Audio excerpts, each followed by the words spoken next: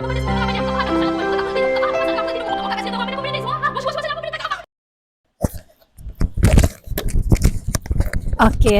Angah pernah dengar tak perkataan sustainable? Pernah? Okey. Jadi hari ni kita bercakap tentang sustainable ataupun kelestarian hidup. Yelah, sejak akhir-akhir ni lah bila dah masuk umur 40-an yang Acu macam lebih conscious ataupun lebih rasa macam berminat dan lebih macam nak tahu dengan lebih mendalam tentang kehidupan yang lestari ni. Betul. Okey, sebelum tu ya, selamat kita datang datang ke podcast Anak Beranak. Okey. Okay, Acu, sebelum Acu cakap tentang sustainable life ni kan, sustainable living ni, jom cerita orang sikit. Sustainable ni macam mana sebenarnya? Yalah, sustainable ni satu cara hidup. Cara hidup, tak kira lah apa-apa berkenaan proses ke, amalan ke, ataupun kita punya aktiviti seharian kita yang mana memenuhi keperluan kita tanpa kita merosakkan alam. Tanpa merosakkan hazanah yang ada untuk generasi yang akan datang lah. Jadi sustainable ni kalau kita sebut dengar bunyi wah, gahnya macam hebat, betul? Macam hebat kan? Tapi sebenarnya amalan sustainable ni sebenarnya kalaulah kita tengok nenek moyang kita, mereka dah amalkan dah daripada dulu lagi.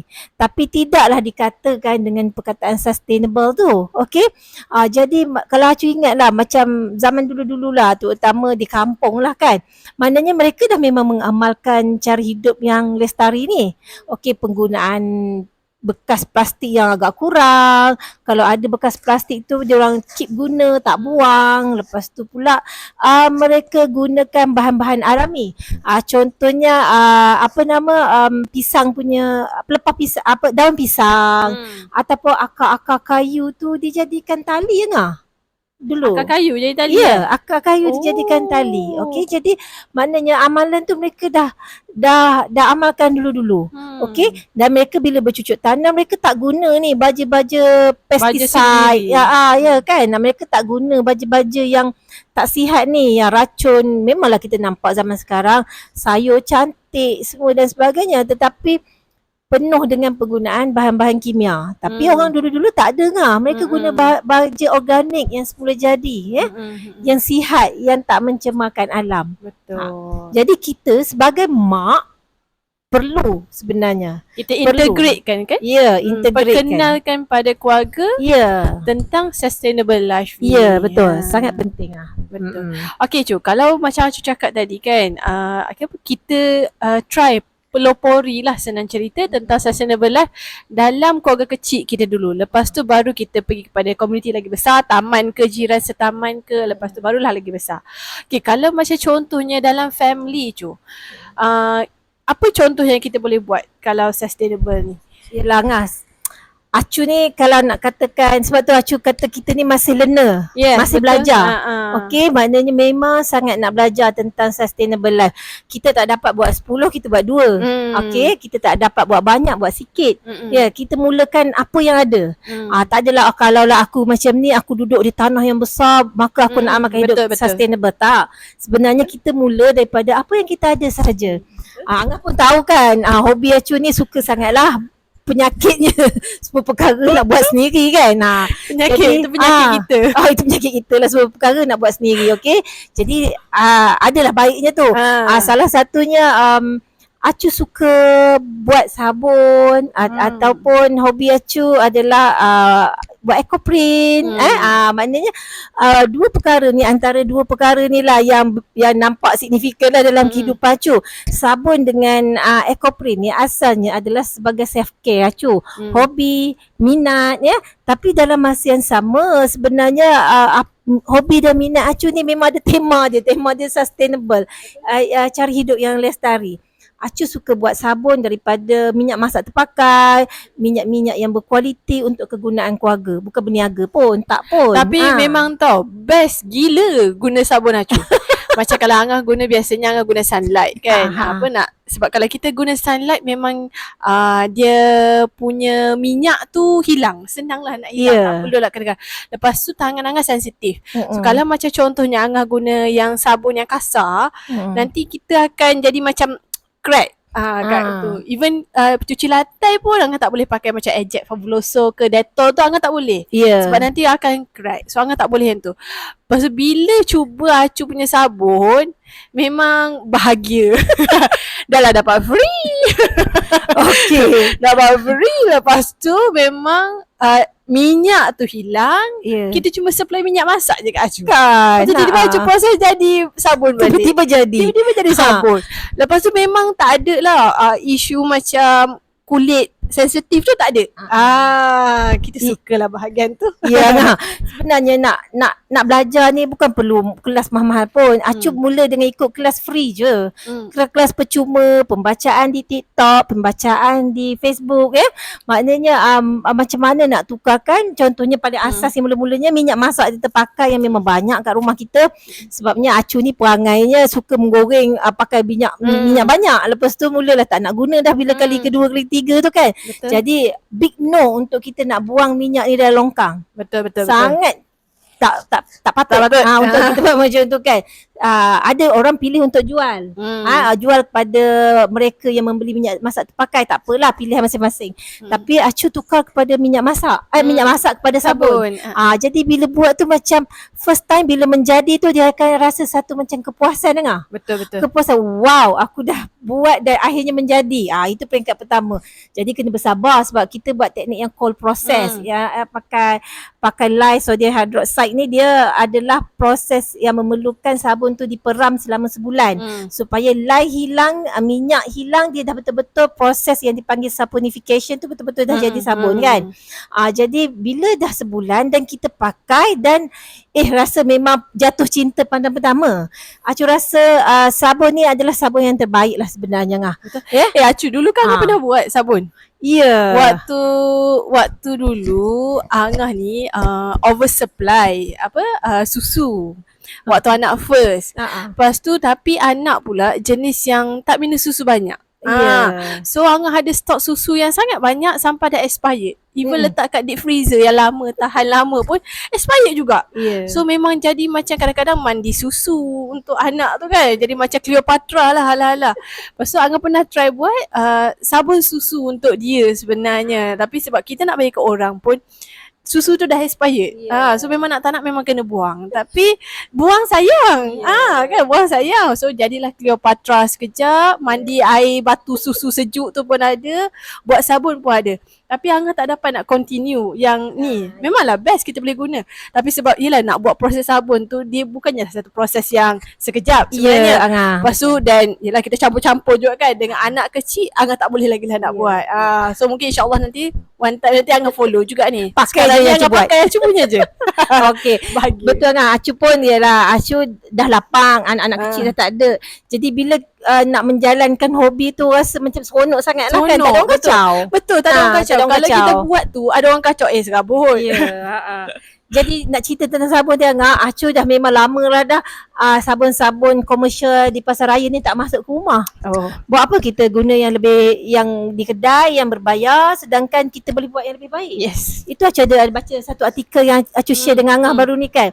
Maknanya amalan sustainable dalam keluarga ni disebabkan oleh dua faktor yang menarik kita untuk buat. Yang pertama, jimat belanja. Betul, cost. Cost saving, sangatlah cost saving. Daripada sabun minyak masak tu tadi, Acu dah tak perlu beli sabun basuh pinggan, tak perlu beli sabun basuh baju, cuci dan sabun lantai lantai pun tak perlu. Nak garas kasut-kasut sekolah budak ni tak perlulah yang sabun mahal-mahal. Pakai dia tu lebih baik daripada sabun yang deterjen yang komersial di kedai tu sebenarnya. Jadi itu menggerakkan kita rasa macam seronok sangat. Betul. Tapi secara tak langsung sebenarnya amalan tu amalan yang sangat lestari. Betul. Maknanya minyak masak, kalau mak-mak selalunya tak tahu, serabut tengok dia buang macam tu je. Kita tak dah lepas ni. Kita kumpul, tapis dan buatlah sabun yang terpakai ni. Ini salah satu amalan banyak Acu je. lah. Try je tengok kat YouTube je ada je orang ajar Banyak kan sangat. sebenarnya. Ada soap calculator dekat internet tu kita boleh guna kan. How to calculate yang minyak yang bersesuaian. Jadi lepas daripada sabun terpakai tu kita naiklah stage satu lagi kah. Beli minyak-minyak yang berkualiti di Shopee ke dan sebagainya. Beli minyak castor, minyak zaitun, minyak kelapa dan belilah minyak-minyak yang kita rasa bersesuaian.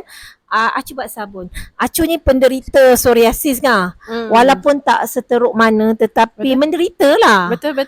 Azra pun eczema kan. Jadi Azra je taklah eczema tapi gatal-gatal yelah dia mudah gitu. lah alergi.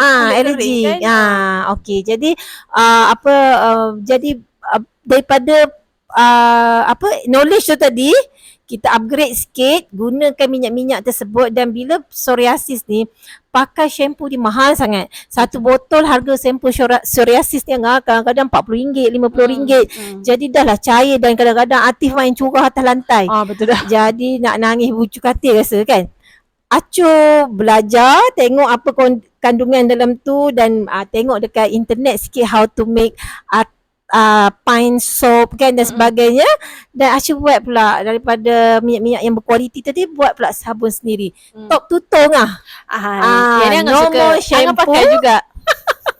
No more shampoo, no more cuci muka dekat farmasi lagi. Betul. Dialah shampoo kepala, dialah pencuci muka dan dialah juga sabun badan kita Jadi memang sangat lestari lah kehidupan.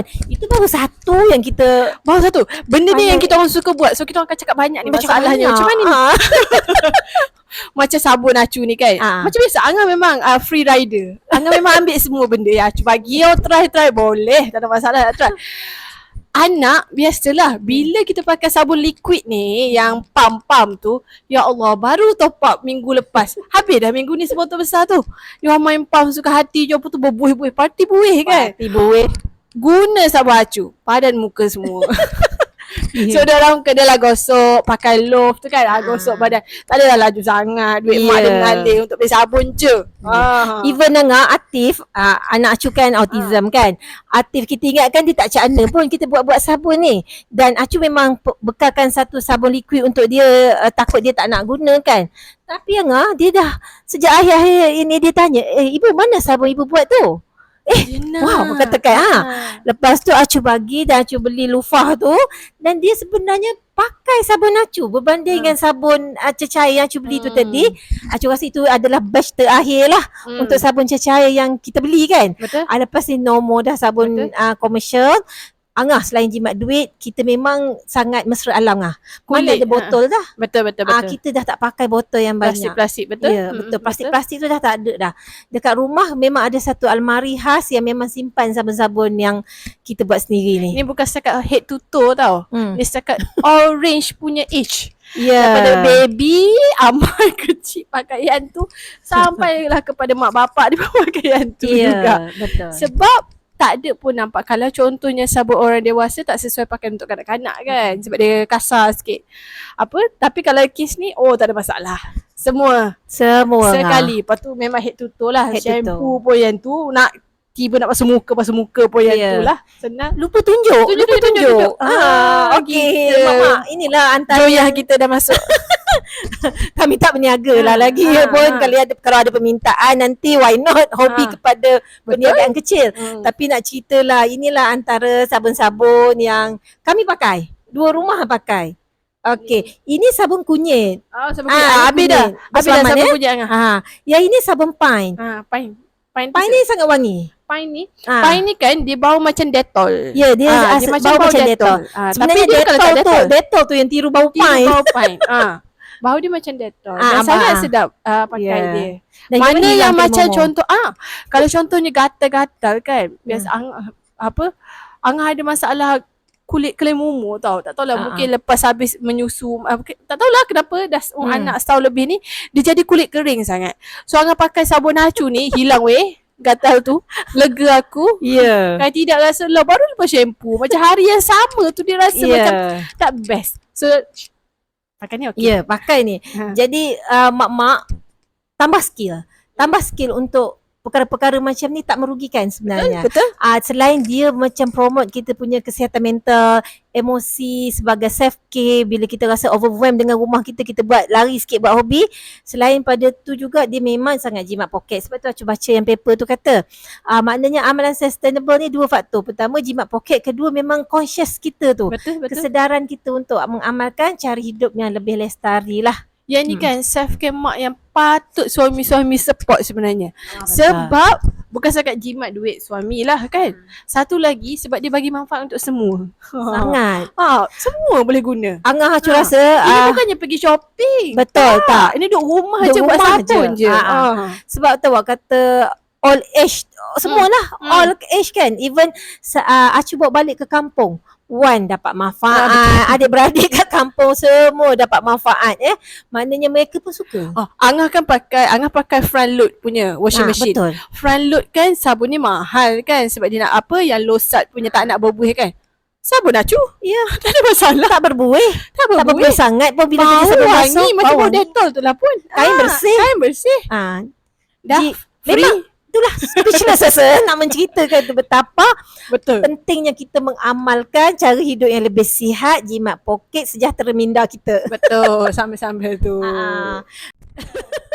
Sebab bila cakap perkara yang kita suka ni memang Tak habis. 3 hari 3 malam pun tak habis kan. Bahaya kita orang ni. Kita orang ni memang Kena bahaya. marah nanti.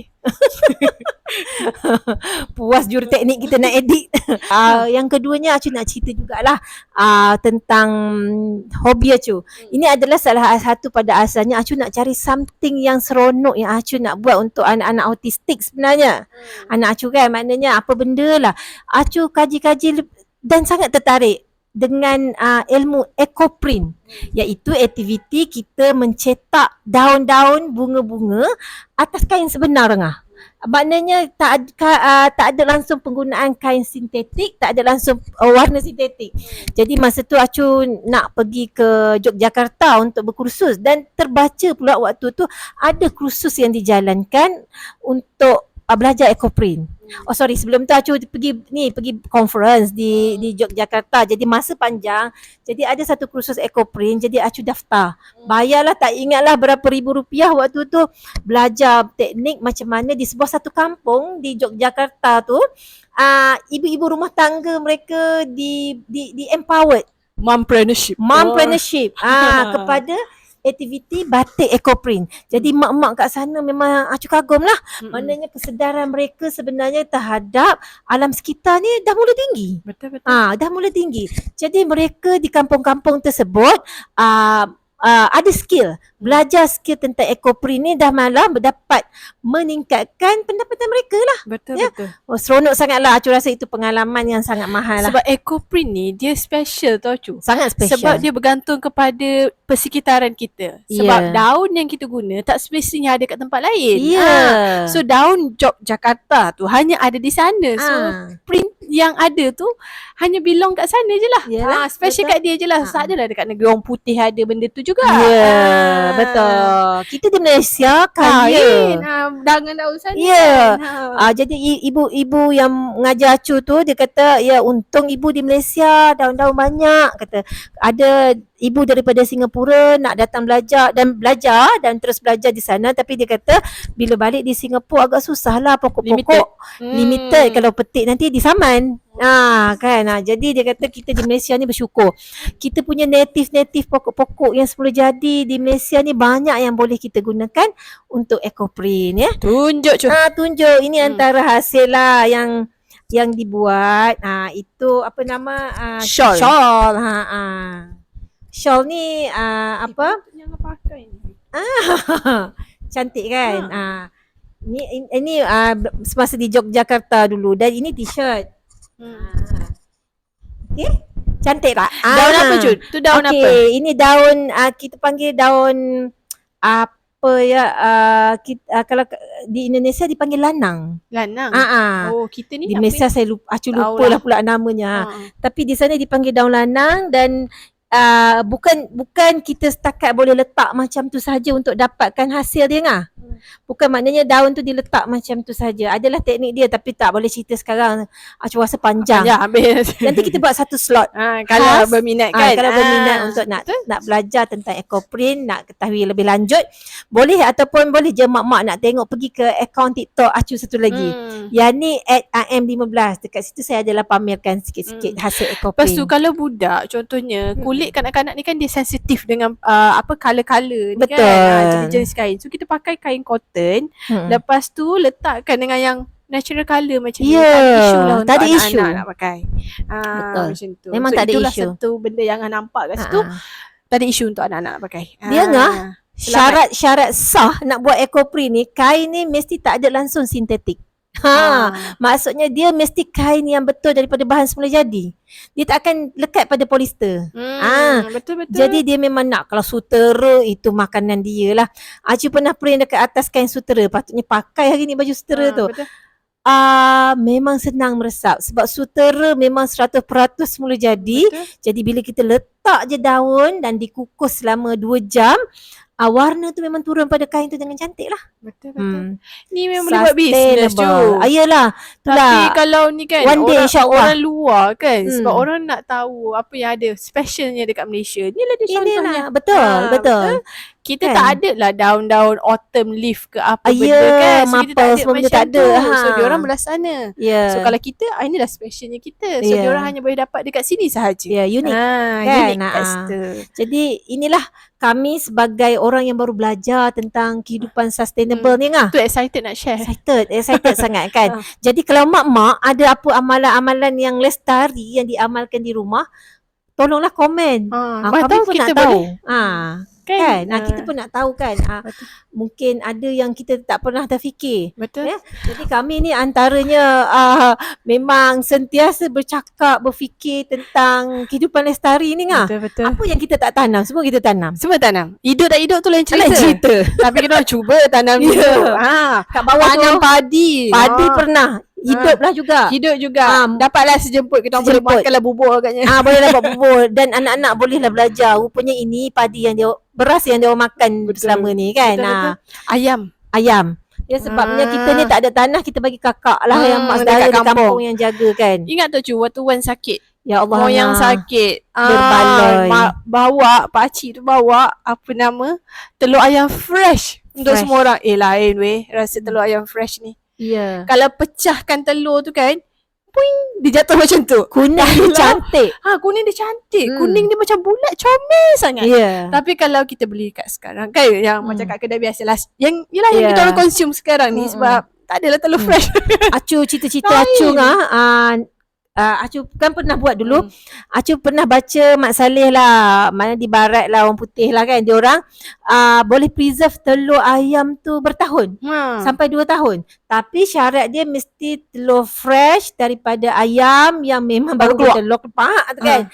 Dan bukan telur daripada kedai, sebab kedai ni sebenarnya dia dah jalani proses basuh dah. Betul. Dia tak boleh basuh Dia tak boleh basuh. Jadi mereka boleh simpan telur ayam tersebut 2 tahun. Jatuh cinta betul Acu nak buat perkara itu. Betul. Memang teringin sangat nak buat. Betul. Kan? Dan Acu pernah rendam telur tersebut. Yang telur yang kami ada tu pernah rendam dalam air kapur. Jadi bertahan 6 bulan. Pernah bertahan selama 6 bulan. Selepas 6 bulan, selepas dipecah, telur tu cantik lagi. Tapi sampel yang setahun tu dah tak cantik dah. Mungkin teknik tak berapa cantik lagi. Kita kena belajar lagi kan. Betul. Tu satu job apa lagi yang kita boleh buat. Kalau sustainable ni, angkat solar panel. Sebab kita Malaysia, kita ada banyak. Ya Allah. Sepanjang tahun punya cahaya matahari. Sumber tu ada sepanjang tahun.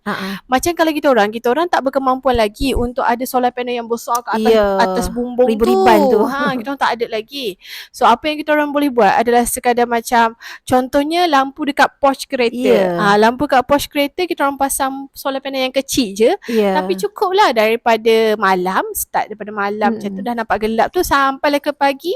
Ataupun bergantung lah, kalau musim hujan mungkin dalam pukul 2-3 pagi dia akan stop lah. Tapi kalau yang macam cerah, yang hari cerah tu memang cukup je. Betul. Jimat dah kat situ. Itu kebetulan lah waktu Acu renovate rumah ni dulu, Acu buat satu tingkap di atas sana. Nantilah tak ada modal lagi lah. Nanti kalau ada duit nanti Acu nak tukar balik shieling kapur di bawah tu, dan Acu nak buat satu line kaca. Kaca. Jadi siang kita dah tak perlu pasang lampu sebenarnya.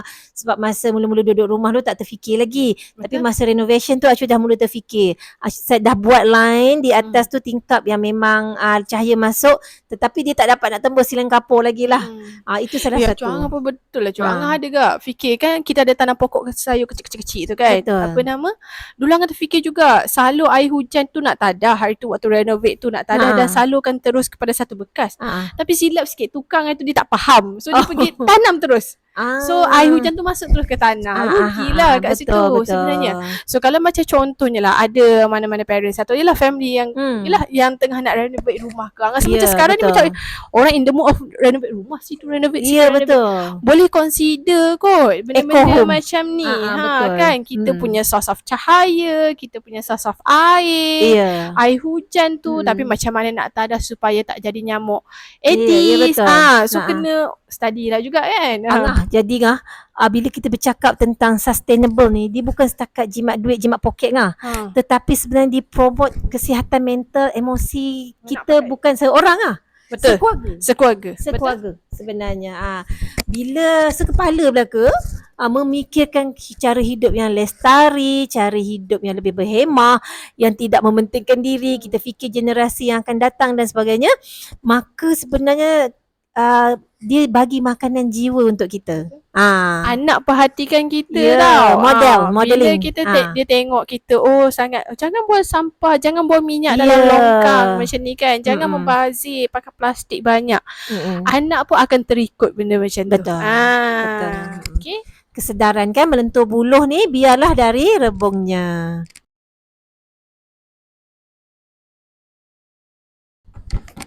Okay Cuk, rasa kita kena stop dulu untuk yang ni, sustainable ni. Rasanya kalau macam ada tak kisahlah ibu-ibu, ayah-ayah, akak-akak, adik-adik, abang-abang ke yang ada buat macam kita orang ni, share lah. Mana tahu kita orang boleh dapat idea juga, dapat lagi satu penyakit kita jambah lagi satu, nak buat lepas tu nak buat ni. Seronok bila ada satu, yelah kita community sama-sama baru nak cari idea ni kan. Kita baru lagi sebenarnya kan. Kalau macam orang putih tu, dia orang mungkin dah biasa sikit lah nak macam try ni, orang kurang lagi. So mana tahu bila ada lagi ramai, lagi banyak idea, so kita pun lagi berkembang. Kan? Nanti mungkin ada ibu yang pandai retort ke, preserve makanan, cara semula jadi ke. Betul. Kongsikanlah. Jadi kita boleh sama-sama tempoyak tiba-tiba. Kan? Tempoyak. Betul. Kita boleh sama-sama belajar dan boleh contribute kepada komuniti yang lebih sejahtera. Betul. So sampai sini saja dulu untuk kali ni. Nak tu memang banyak kita orang akan cakap ni. So insya-Allah jumpa lagi nanti. Assalamualaikum and bye. Masa sekejap pula.